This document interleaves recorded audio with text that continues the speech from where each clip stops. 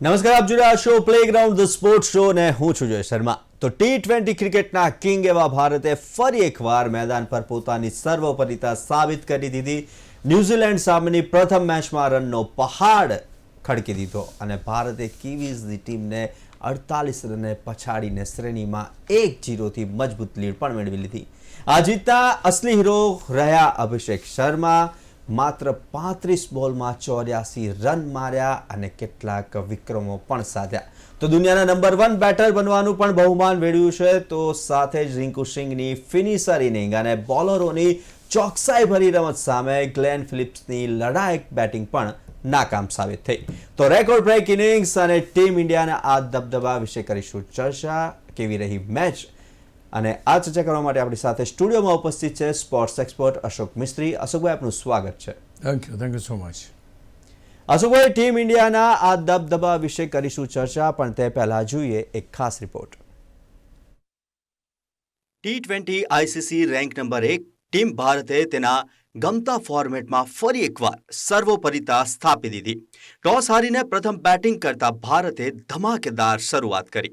ખાસ કરીને અભિષેક શર્માએ માત્ર 35 બોલમાં 8 છગ્ગા અને 5 ચોગ્ગા સાથે 84 રન જોડી નાખ્યા. સૂર્યાએ 32 રન બનાવ્યા. હાર્દિકના 25 અને ખાસ કરીને ફિનિશર રિંકુ સિંઘના 30 બોલમાં 3 છગ્ગા અને 4 ચોગ્ગા સાથે બનાવેલા 44 રનની મદદથી ટીમના સ્કોરને 7 વિકેટે 238 સુધી પહોંચાડ્યો. 239નું ટાર્ગેટ ન્યૂઝીલેન્ડને આપ્યું. પહાડ જેવા લક્ષ્યના ભાર હેઠળ ન્યૂઝીલેન્ડ કચડાયું અને અર્શદીપ, વરુણ, હાર્દિક, અક્ષર અને દુબેની સચોટ બોલિંગ સામે 7 વિકેટે માત્ર 190 રન જ બનાવી શક્યા. 41 રનનું છેટું પડી ગયું અને ન્યૂઝીલેન્ડ પ્રથમ T20 48 રનથી હારી ગયું. જો કે ગ્લેન ફિલિપ્સે 40 બોલમાં 6 છગ્ગા 4 ચોગ્ગા સાથે 78 રન બનાવી જીંક ઝીલી, પણ કોઈ લાંબી પાર્ટનરશિપ બની નહીં અને ભારતે 1-0થી શ્રેણીમાં લીડ લઈ લીધો. ઘણા વિક્રમો બન્યા. અભિષેક શર્માએ T20માં 2898 બોલ રમીને સૌથી ઝડપી 5000 રન બનાવી દુનિયાનો નંબર 1 બેટર બન્યો. 7 વાર અભિષેક શર્માએ 25થી ઓછા બોલમાં 50 બનાવ્યા. 22 બોલમાં અર્ધસદી. ન્યૂઝીલેન્ડ સામે કોઈ પણ ભારતીય બેટરે બનાવેલા સૌથી ઝડપી 50 હતા.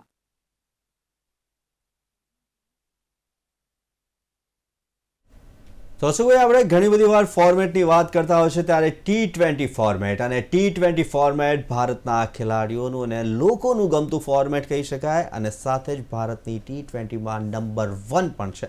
તો આ લોકપ્રિય ફોર્મેટમાં ભારતના પ્રથમ વિજયને તમે કઈ રીતના જોવો છો? વેલ, તમે જે વાત કરી કે ભાઈ T20 લોકોનું મનગમતું ફોર્મેટ છે અને ખાસ કરીને ખેલાડીઓનું પણ મનપસંદ ફોર્મેટ છે. દુનિયામાં ચારે બાજુ અત્યારે જે ક્રિકેટ રમતા દેશો છે ત્યાં કોઈ ટેસ્ટ મેચો વારે ઘડીએ યોજાય કે વન ડે વારે ઘડીએ યોજાય એવું નથી બનતું, પણ T20ની લીગ એ લગભગ મોટાભાગના દેશોમાં રમાતી થઈ ગઈ છે. આ પર્ટિક્યુલર ફોર્મેટની જે બ્યુટી છે એ પ્રકારની છે કે ભાઈ તમે 20 ઓવર્સ તમારે રમવાની. 20 ઓવર સામેની ટીમ રમે. 40 ઓવરની અંદર તમને જે કોઈ ભરપૂર મનોરંજન જોઈએ એ મનોરંજન તમને મળી રહે. પહેલી ટીમ બેટિંગ કરીને એક સ્કોર મૂકે, બીજી એને ચેઝ કરે અને એ પર્ટિક્યુલર પ્રોસેસ બધી 3-4 કલાકમાં પૂરી થઈ જાય. એટલે એક શોર્ટ ફોર્મેટની અંદર સૌથી વધારે રોમાંચક, સૌથી વધારે જેમાં મજા આવે એવું ફોર્મેટ T20 બની ગયું. બીજું કે લોકો આવે તો પિકનિકની માફક આવે. આમાં ક્રિકેટ જોવાની વાત ઓછી છે. ગ્લેમર ક્યાંક ને ક્યાંક તમે જુઓ તો એ ગ્લેમર તમને જોવા મળે, ક્યાંક ચોગ્ગા છગ્ગા જોવા મળે. તો અહીં આગળ જે આખી દુનિયામાં જે ફોર્મેટ ચાલી રહ્યું છે એ ફોર્મેટ, અને એમાં ભારત નંબર 1 છે કારણ કે અત્યાર સુધી સૌથી વધારે વિનિંગ રેટ પણ ભારતનો જ વધારે છે. બીજા બધા દેશો ભલે નો ડાઉટ કે રેસમાં ચોક્કસ છે, પણ ભારત નંબર 1 છે એ આપણે પૂરું ના. બીજી અગત્યની વાત, ટેસ્ટ મેચ એના વન ડે માટે કદાચ પ્રેક્ષકો શોધવા પડે. T20 માટે તમારે પ્રેક્ષકો શોધવા ના પડે. જે કોઈ ફાયદા, જે કોઈ પ્લસ પોઈન્ટ્સ બધા બેટર્સના જોઈએ. જ્યારે નિયમો બન્યા અને IPL શરૂ થઈ ત્યારે જે કહેવામાં આવ્યું કે T20ના નિયમો જ્યારે ઘડ્યા કે ભાઈ બહાર 2 જ ખેલાડીઓ ઊભા રહેશે સર્કલની બહાર. હવે સર્કલની બહાર પાવર પ્લેમાં 2 ખેલાડીઓ ઊભા રહે એનો અર્થ એ થયો કે બેટ્સમેનો માટે તો જાહો જલાલી, કોઈ ફિલ્ડર જ હોય નહીં તમારે.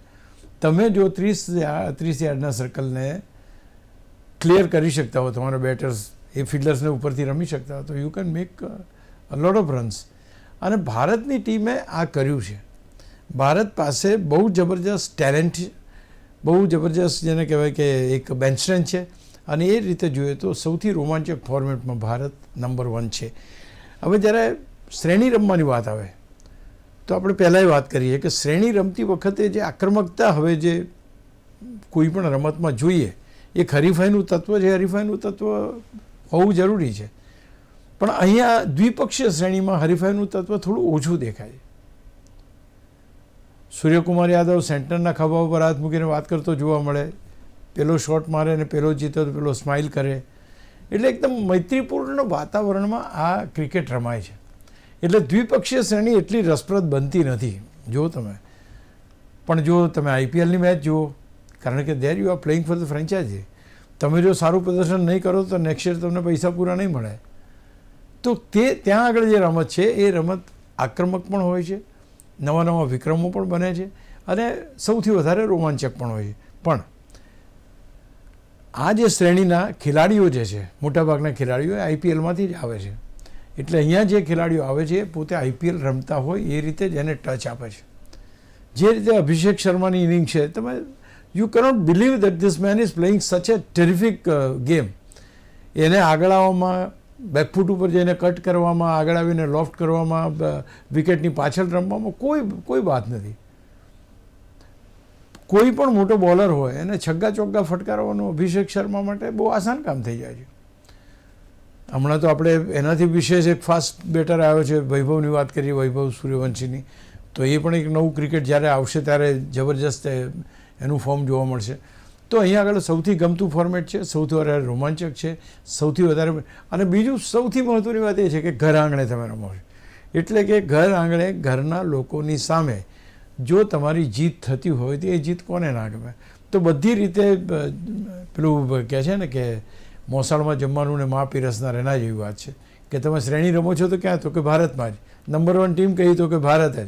તો આ બધા જેમ પેલા સિંહના જડવામાં હાથ નાખવા જેવી વાત છે કે આ બધા આવે છે અને અહીંયા આગળ T20ની શ્રેણી હારે છે. તો એક એવું ફોર્મેટ કે જે ફોર્મેટમાં લોકોને મજા આવે અને એમાં જીત મળે. એટલે I think it is one of the best game which anybody can see. આટલા બધા રન બને, આટલા બધા છગ્ગા વાગે. આઈ મીન 200 રન થયા બે ટીમોના, ગણો તમે. 190, 97, 190 આના થયા, 238 આના થયા, 400+ સ્કોર તમને જોવા મળે. તમે છગ્ગા જુઓ તો 14 છગ્ગા ભારતે માર્યા, 9 છગ્ગા એ લોકોએ ન્યૂઝીલેન્ડે માર્યા. કેટલી ફાસ્ટ ક્રિકેટ, કેટલી રોમાંચક ક્રિકેટ. તમને ચોગ્ગા છગ્ગા જોવામાં મજા આવે. કોઈ 75 મીટરનો શોટ માર્યો તો કોઈ 80, તો કોઈ 100એ પહોંચી ગયું. તો આ બધી જે બાબતો છે એ મેચને અને આ ફોર્મેટને બહુ રોમાંચક બનાવે છે. અશોકભાઈ, પહેલી મેચના સ્ટાર પ્લેયર રહ્યા અભિષેક શર્મા, કેમ કે હવે તેની બેટિંગની ચારે બાજુ ચર્ચાઓ છે, તેની રમવાની શૈલી આકર્ષક છે અને લોકોમાં જોરદાર લોકપ્રિયતા પણ ધરાવે છે. તેની બેટિંગ કેવી છે, તેને ઘણા વિક્રમો પણ બનાવ્યા છે. તો ભારતના આ ઓપનર વિશે શું કહી શકાય? પહેલી વસ્તુ એ છે કે જ્યારથી અભિષેક ટીમમાં આવ્યો સમીકરણો જ બદલાઈ ગયા. જે ફાસ્ટ બેટિંગ રોહિત શર્મા અને બાકીના ખેલાડીઓ કરતા હતા, ઓપનિંગ બેટ્સમેન જે આવતા હતા એ કરતા હતા, એના કરતાં એક અલગ જ પ્રકારનું ક્રિકેટ જોવા મળે છે. ધમાચકડી ક્રિકેટ. એ આફ્રિદી હોય તો એને છગ્ગો પહેલાં બોલે મારી દેવાનો, કે સેન્ટનર હોય તો એને છગ્ગો મારી દેવાનો. કોઈ પણ હિસાબે છગ્ગા મારવાના અને રન્સ બનાવવાના.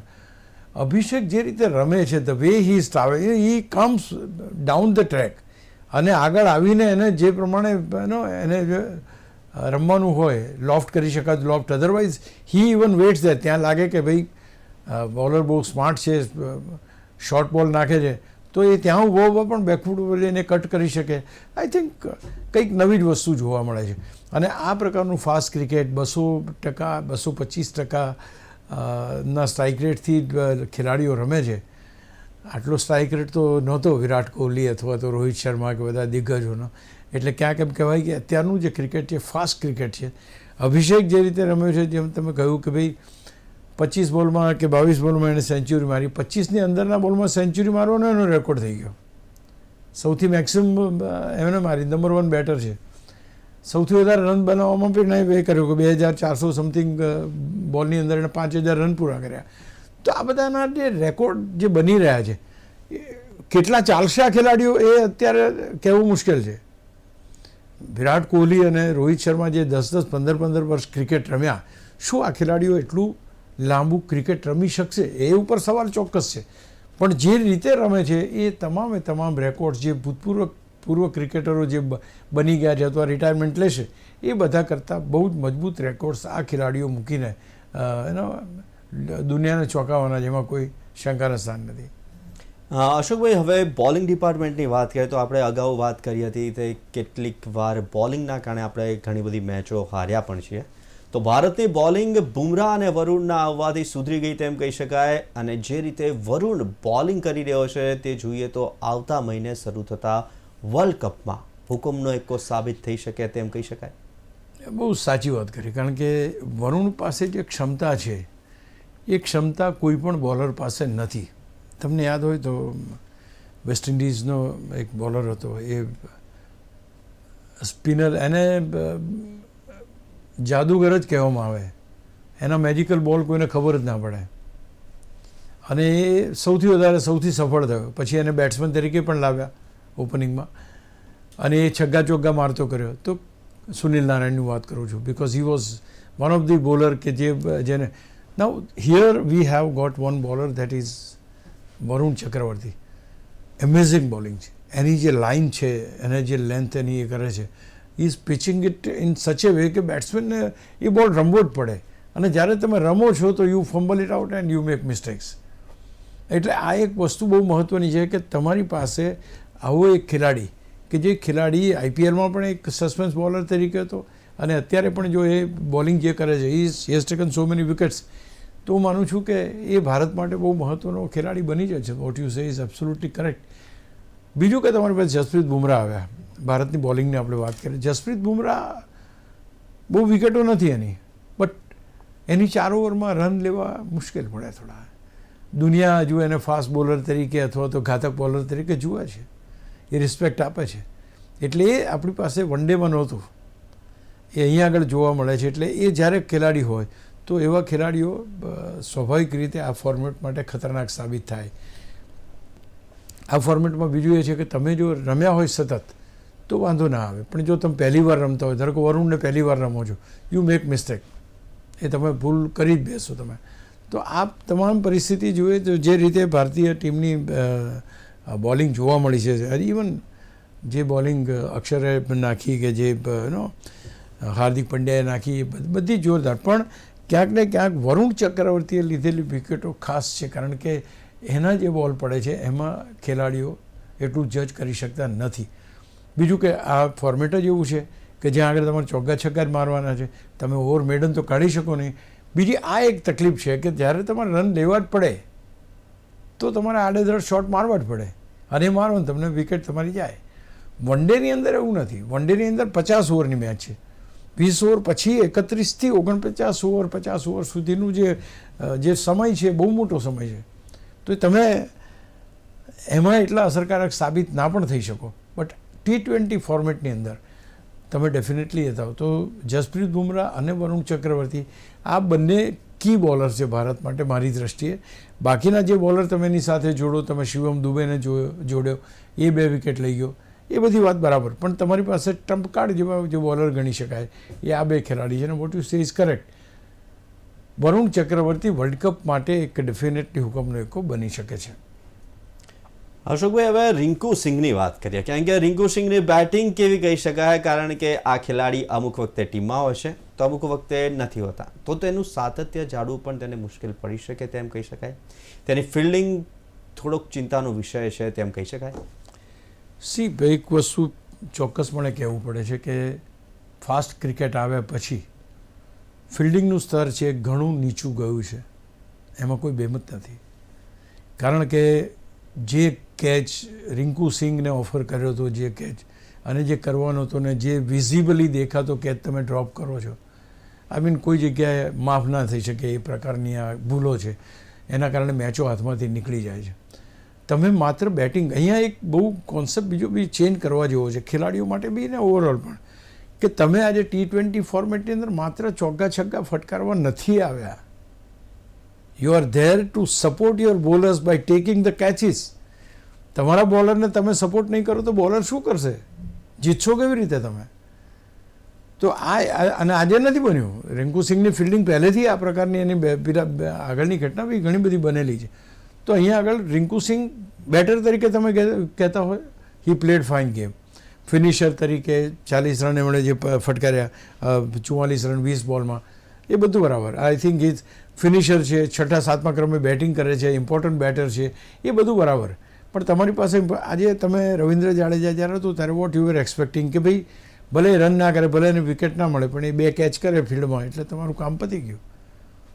કેચીસ wins the matches and if you don't do that then you are at receiving end. એમાં કોઈ બહેમત નથી. એટલે હું માનું છું કે રિંકુ સિંહ માટે પણ ફિલ્ડિંગ એક બહુ મહત્ત્વની બનાવ છે, મહત્ત્વની વાત છે, અને he has to improve on that. એમાં તમારે માનવું પડે કે ફિલ્ડિંગ પણ એ ક્રિકેટનું અવિભાજ્ય અંગ છે. માત્ર ચોગ્ગા છગ્ગા મારવા માટે તમે મેદાન ઉપર નથી ઉતરતા. અશોકભાઈ, હવે નંબર 3 આપણે વાત કરી રહ્યા હતા કે હવે નંબર 3 ઉપર કોણ આવશે. ગઈકાલે જે રીતના વાત કરી તો નંબર 3ના મહત્ત્વના સ્થાને રમવું ઈશાન કિશન માટે કેટલું મહત્ત્વનું. વિકેટ કીપર છે અને ગ્રાઉન્ડ ફિલ્ડિંગમાં પણ કેચ છૂટે છે તેમ કહી શકાય. તમારી પાસે ઓપ્શન નથી. એટલે તમારી પાસે ઓપ્શન નથી કારણ કે તિલક વર્મા રમવાના નથી, એટલા માટે તમારે આ અખતરા કરવા પડે છે. ધ મોમેન્ટ તિલક વર્મા ટીમમાં આવશે એટલે સ્વાભાવિક રીતે જ આ ખેલાડી તિલકની બહાર જશે.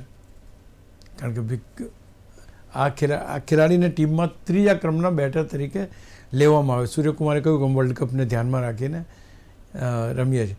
હી basically he is a opening batsman, પણ તે છતાં એને 3જા ક્રમે મોકલવામાં આવ્યો.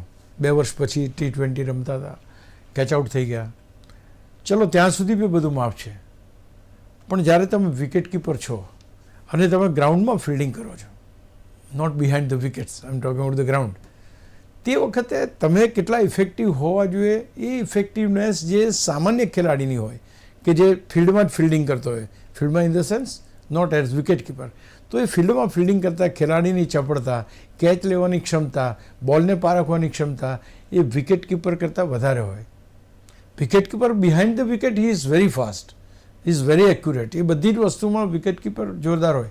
પણ એ જ્યારે ફિલ્ડિંગમાં જાય છે, મેદાન ઉપર ફિલ્ડિંગમાં આવે છે, તો they are not performing to the level required.